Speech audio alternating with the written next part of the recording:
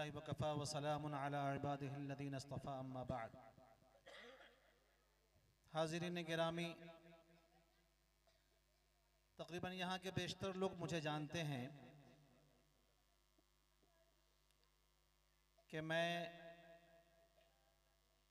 ان دنوں مدرسے کی زندگی سے دور ہوں، مطب کی زندگی سے جڑا ہوا،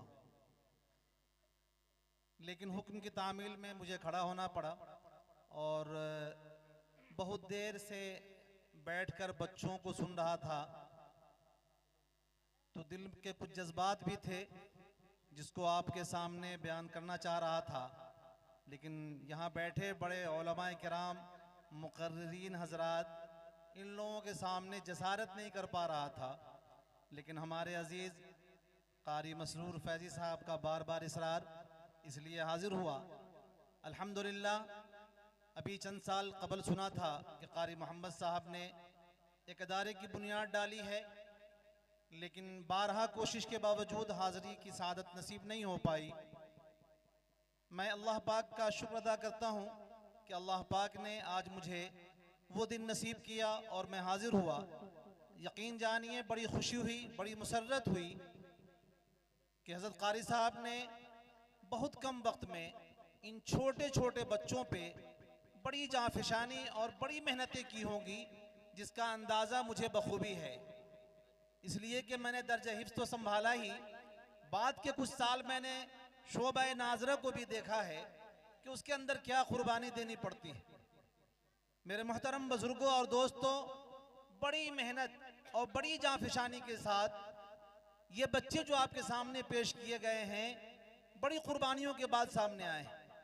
ہمیں اس کی قدر کرنی چاہیے، اور میں تو یہ کہوں گا بلکہ آپ حضرات کو دعوت فکر دینا چاہوں گا کہ جہاں ہم اپنے بچوں کو اسکول بھیجنے کے لیے پوری تیاری کے ساتھ اور وقت دے کر اسے تیار کر کے اسکول بھیجتے ہیں، اس سے کہیں درجہ بڑھ کر کے ہماری فکر ہو کہ جو بچہ ہمارا مدرسہ جا رہا ہے، عربی سیکھنے جا رہا ہے، اس میں زیادہ وقت ہم لگائیں اور اس زیادہ اہتمام کے ساتھ اسے بھیجنے کی کوشش کریں.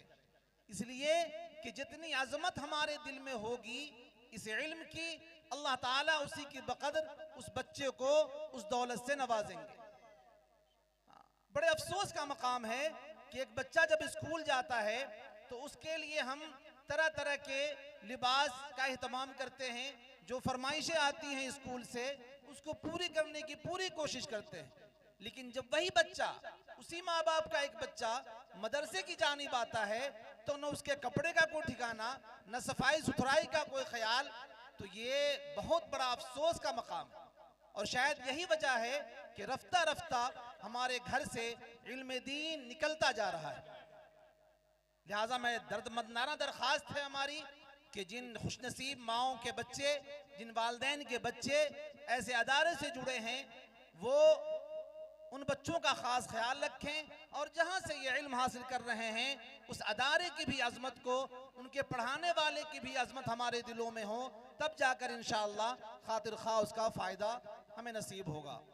بس انہی چند باتوں پر میں اپنی باتوں کو ختم کرتا ہوں. وآخر الدعوانا ان الحمدللہ رب العالمین.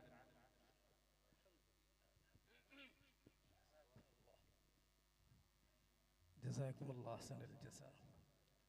یہ حضرت استاذ محترم دامت برکاتہم العالیہ، اللہ تعالی حضرت کی عمر میں برکت عطا فرمائے.